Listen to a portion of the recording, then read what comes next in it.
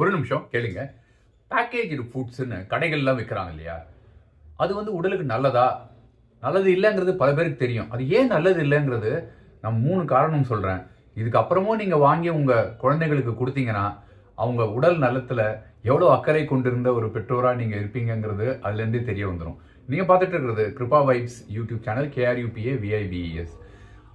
அவசரமா அவசர காலத்துல நாம உணவை கொடுக்கணுங்கிறதுனால நிறைய இந்த நூடுல்ஸ் தயார் பண்ணி கொடுக்கறது, இந்த பர்கர் ரெடி பண்ணி கொடுக்கறது, இந்த மாதிரி ஐட்டம் இல்லாட்டி பேக்கேஜ்டு ஃபுட்ஸ் எடுத்து கொடுக்கறது, இதெல்லாம் நம்ம நிறைய பண்ணிக்கிட்டு இருக்கோம்.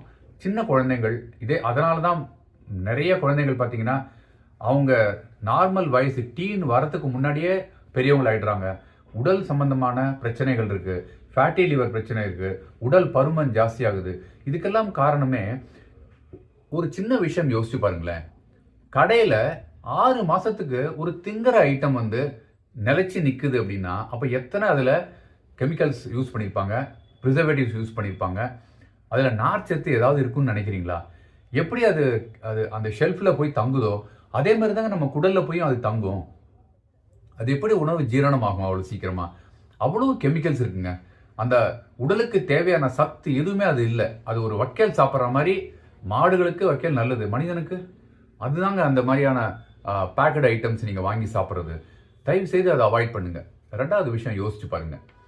நாம பிறந்தது மதர் நேச்சர், அதாவது இயற்கையோட அன்னையின் மடியில இருக்கோம். நம்ம ஃபேக்டரியில நம்ம பிறக்கலையே.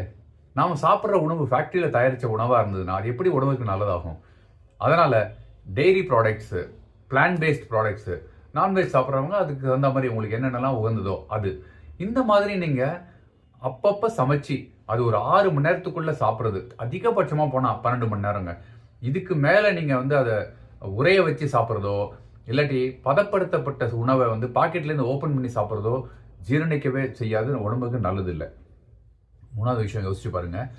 அதுல எல்லாத்துலயும் காரமும் சரி, அது நிலைச்சு நிக்கணுங்கிறதுனால அதுல உபயோகிக்கிற கண்டென்ட்டும் சரி பார்த்தீங்கன்னா அது வந்து நல்ல ஒரு காம்பினேஷன்லேயே இருக்காது. அதோட காம்பினேஷன் பார்த்தீங்கன்னா உடலுக்குள்ள போச்சுன்னா அது நல்லது இல்லை அப்படிங்கிற இந்த உணர்வு எல்லாருக்குமே இருக்கு. இருந்தாலும் இந்த துரித உணவை நோக்கி நாம ஏன் போகிறோங்கிறது நேரம் இல்லாமையா, இல்ல பொறுமை இல்லையா சமைக்க, இல்ல சமைக்க நம்ம கத்துக்கிறது இல்லையா? இதுல எதுவும் தெரியல. ஆனால் உங்களுக்கு எது நல்லதோ அதை நீங்க செய்யுங்க. உங்க உடலை பேணி பாதுகாக்குங்க. எல்லா பிரச்சனைகளும் இருக்குங்க.